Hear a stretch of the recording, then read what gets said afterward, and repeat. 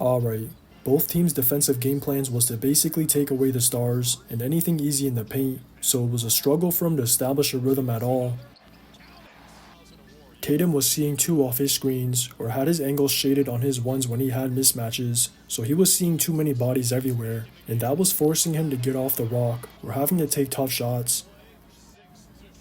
Brown got to his bully ball at times throughout, but after his stretch out the gates, he struggled on his ones, especially whenever the Rockets had their wings on him, so he was more of a spot up from Tatum controlling the offense later, and ended the night with a lot more jumpers than usual. But with all the attention on those two, at least the others showed up, because without Derek and Al, the Rockets were comfortable with them getting open looks from deep or scoring as long as it wasn't the stars, and some of them got to eat. They probably could have exploited that Brooks-Porzingis matchup more, but Pritchard was always shot ready or looking for his whenever there was a messed up red, and Kornet was the biggest beneficiary of their stars' gravities whenever Şengün played off him. He just made himself available every time, whether it was on a roll, a cut, a drop-off, a no board, or even him putting the rock down, and he was basically the only real inside presence they had on the night.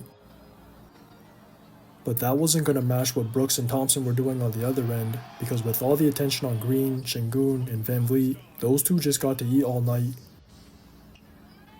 Green and Van Vliet couldn't exploit the Celtics' bigs dropping or them showing off their screens, and Şengün was seeing multiple bodies every time he touched paint, so there was a lot of space for both of them in the half court or for quick buckets in transition.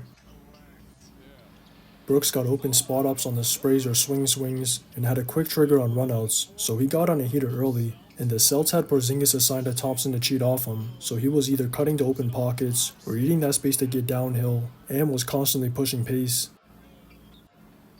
On one hand, the Celtics did shut down the players they wanted to, but on the other, it was borderline disrespectful how they defended those two, and unfortunately, it backfired because this was their game to win.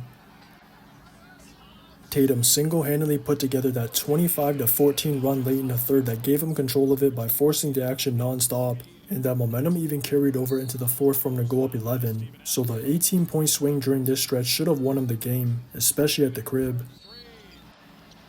But after that Rockets timeout, all that forcing wasn't working anymore, so it was either a turnover or a late clock bailout, and those stops helped put on their own 17-5 run to take back control.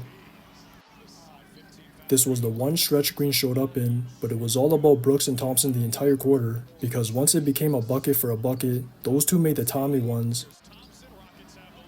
Even Şengün's dunk late was because of two players trying to deny Thompson the inbound, so that's what opened the lane up, and then he topped it off with a game winner.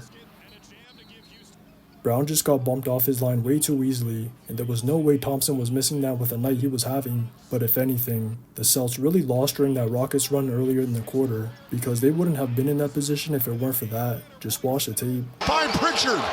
No timeouts. It's Pritchard for the win. Too strong.